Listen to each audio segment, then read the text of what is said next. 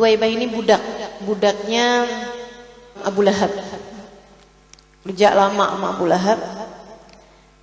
Sebagai budak, hal paling dia inginkan adalah kebebasan dirinya, tentu saja.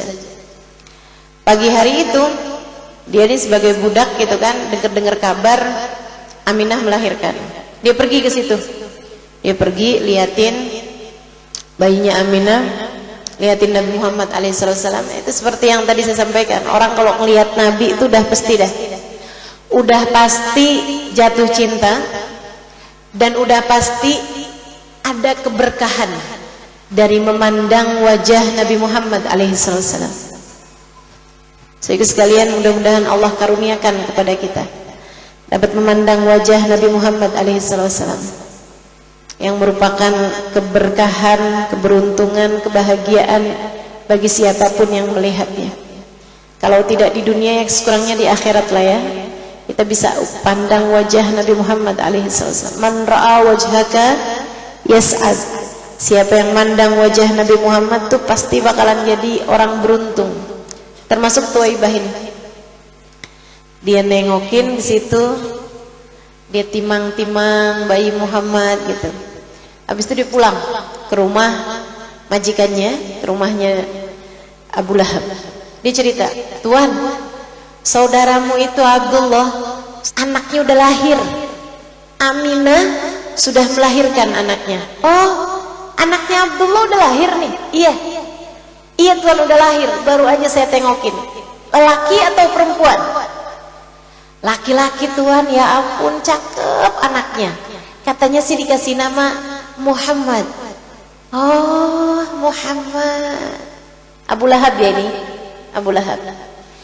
Tapi meskipun pada akhirnya dia kafir, waktu dikasih tahu kabar kelahiran ponakannya, dia senang. Hatinya senang. Dia dari senengnya, orang Arab tuh kalau disenengin suka ngasih hadiah. Gitu ya. Dia kemudian bilang, "Tuwaibah, nih kamu udah bikin saya seneng dengan kabar gembira ini. Kamu saya kasih hadiah. Apa yang kamu mau, Tuwaibah?" Tuwaibah sebagai budak, ya udah pastilah yang paling dia inginkan, "Tuhan, kalau emang seperti itu, berikan hadiah kepada saya ini, bebaskan saya wahai Tuhan." Abu Lahab bisa jadi nggak beriman dan memang hatinya ada penyakit-penyakit lain seperti hasud dan lain sebagainya, teman-teman. Akan tetapi dia nggak pelit. Jadi begitu diminta, "Bebaskan saya," nggak langsung hitung nih duitnya nih. Daripada dibebasin, mendingan saya kasih baju baru, saya kasih ini. Karena nih kalau nggak saya bebasin, nanti saya jual nih, dia laku nih sekian puluh juta. Nggak gitu mikirnya. Ya? Mudah-mudahan Allah karuniakan kepada kita juga hati yang penuh dengan kedermawanan, insyaallah. Mau ngasih, mau melakukan sesuatu nggak hitung-hitungan ya. Abu Lahab begitu diminta, "Atik nih ya Sayyidi, kalau gitu bebaskan saya wahai Tuhan." Langsung Abu Lahab bilang, "Karena kabar gembira yang kamu sampaikan kepada saya wahai Tuwaibah, kamu saya merdekakan." Waduh, gila. Berkah nih memang. Nih anak nih kecil-kecil nih bawa berkah nih. Bawa kesenangan, bawa kebahagiaan, bawa keberuntungan. Maka Tuwaibah sebelum nantinya dia mau ngerjain yang lain-lain dengan kemerdekaannya sebagai orang merdeka, yang pertama kali dia lakukan adalah balas budi. Balas budinya sama siapa? Sama Muhammad kecil. Apa yang dia lakukan? Datang ke rumah Aminah, kemudian bilang, "Aminah, kamu yang santai. Saya sekarang ini akan berbakti, akan khidmah kepada anakmu ini." "Oh Tuwaibah, kenapa gitu?"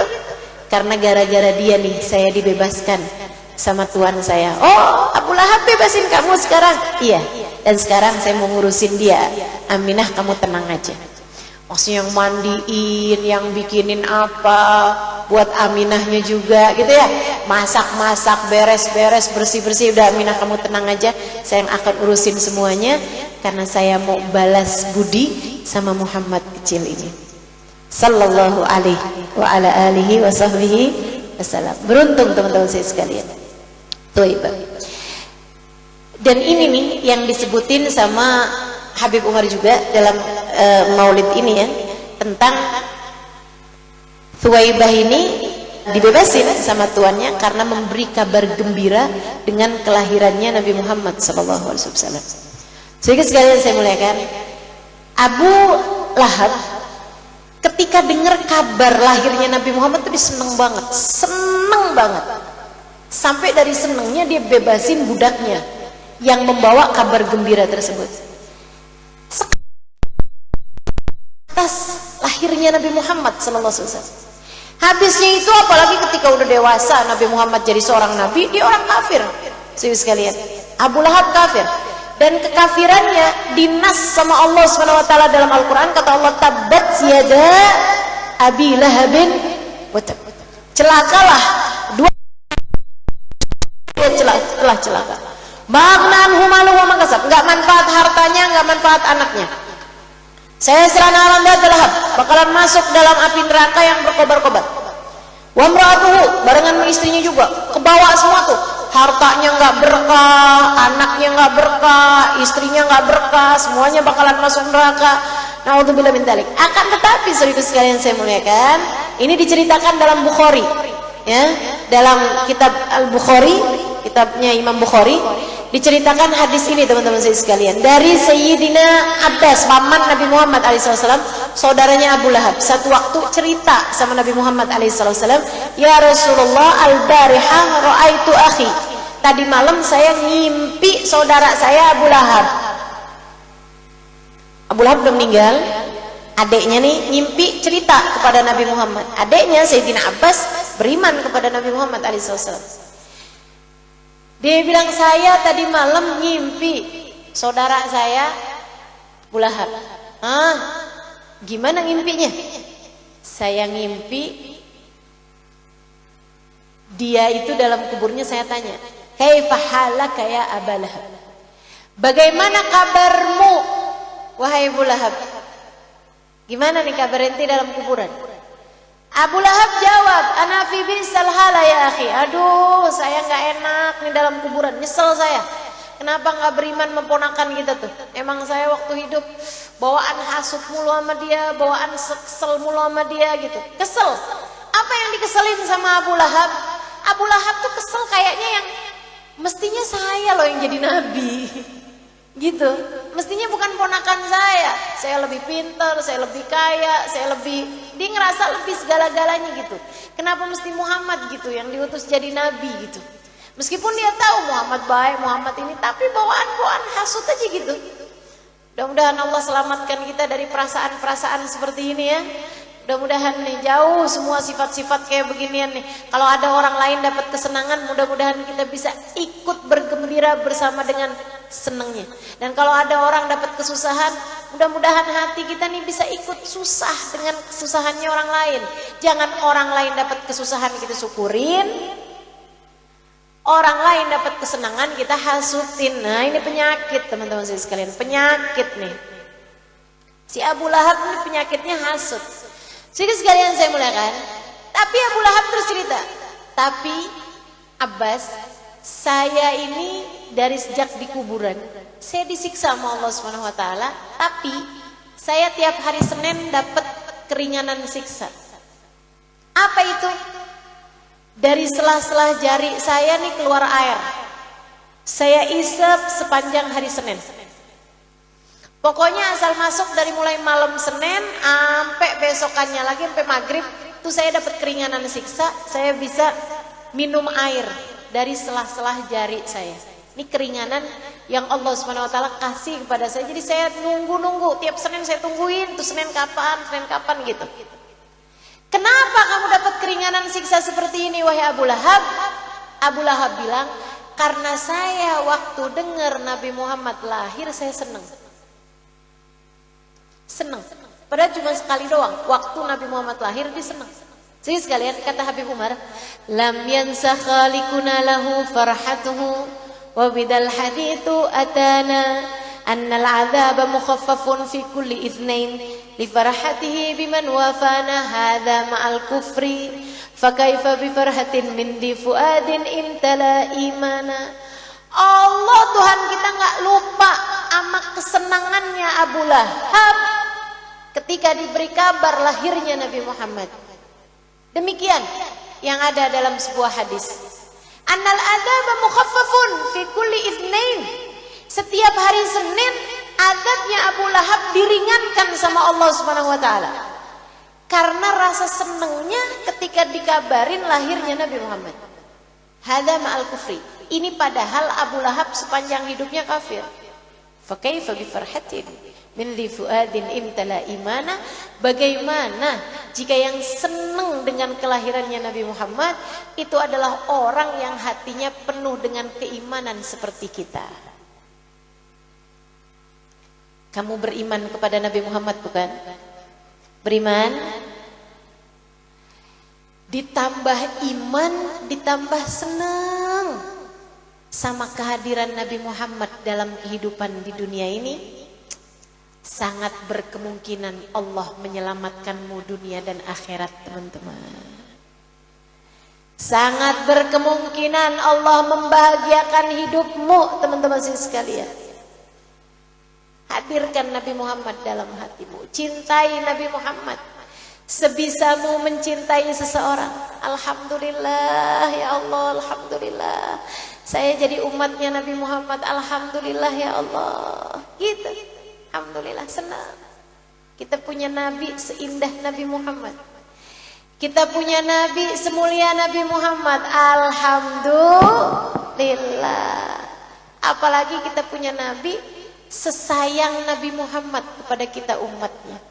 Masya Allah, Masya Allah. Saudara sekalian saya muliakan, setiap kali kamu senang, alhamdulillah ya Allah, saya punya Nabi Muhammad. Gitu. Saudara sekalian saya muliakan, itu Allah akan pandang hatimu dan Allah akan bahagiakan hatimu. Allah akan muliakan hidupmu. Setiap kali kamu merasa berbahagia sebagai umat Nabi Muhammad, setiap kali kamu berbahagia memiliki Nabi Muhammad, tuh Allah Subhanahu wa taala pasti akan memandang hatimu dengan pandangan rahmatnya. Kata Allah Subhanahu wa taala, "Fabima rahmatin fabima fadlin min Allah, wa bidzalika falyafrahu huwa khairun mimma yajma'un." Kata Allah Subhanahu wa taala, atas rahmatnya Allah Subhanahu wa taala, atas anugerah yang Allah Subhanahu wa taala berikan, falyafrahu wa khairun mimma yajma'un. Itu lebih baik daripada apapun yang telah kalian usahakan. Jadi kalau kita senang atas kelahirannya baginda Nabi Muhammad alaihi wasallam, itu teman-teman sekalian, Allah Subhanahu wa taala akan cinta dengan hati kita atas kebahagiaan yang ada dalam hati kita. Maka siapapun di antaramu, kalau lagi sedih-sedih, ingat-ingat Nabi Muhammad sallallahu alaihi wasallam. Bikin senang. Kamu sedih karena kamu ngerasa kayaknya suami kamu nggak cinta gitu sama kamu. Kamu ingetin Nabi Muhammad, ya Allah, walaupun suami saya kayaknya nggak cinta sama saya berharap Nabi Muhammad tetap sayang sama saya. Ya Allah, makasih Engkau telah menjadikan saya umat Nabi Muhammad yang sangat sayang kepada saya umatnya. Gitu. Adik-adik, kalau kamu ngerasa kayaknya orang tua kamu gak sayang gitu sama kamu ingat aja, ya Allah, walaupun kelihatannya kayak orang tua saya gak terlalu sayang sama saya, ya Allah, makasih Engkau telah menjadikan saya punya Nabi yang sangat sayang sama saya. Ya Allah, dekatkan saya sama Nabi Muhammad. Gitu. Pokoknya ingetin terus Nabi Muhammad, bikin hati seneng, bikin hati girang. Ibu-ibu nih yang pada punya anak besar-besar, anaknya udah pada berkeluarga, kadang-kadang kamu ngerasa kayaknya anak-anak kamu kayak gak terlalu ngurusin kamu. Tenang Bu, tenang. Setiap kali kamu ngerasa sedih, kamu ingat aja Nabi Muhammad. Ya Allah, anak saya kayaknya udah sibuk masing-masing, tapi gak apa-apa ya Allah, karena saya punya Nabi Muhammad yang sangat sayang sama saya. Ya Allah, dekatkan saya padanya, dekatkan dia pada saya. Ya Allah, jangan biarkan Nabi Muhammad meninggalkan saya. Gitu. Senang, bikin senang baginda kita Nabi besar Muhammad sallallahu alaihi wa ala alihi wa sahbihi wasallam. Mudah-mudahan Allah Subhanahu wa taala merahmati kita sekalian. Mudah-mudahan Allah Subhanahu wa taala mencintai kita sekalian insyaallah. Amin ya rabbal alamin.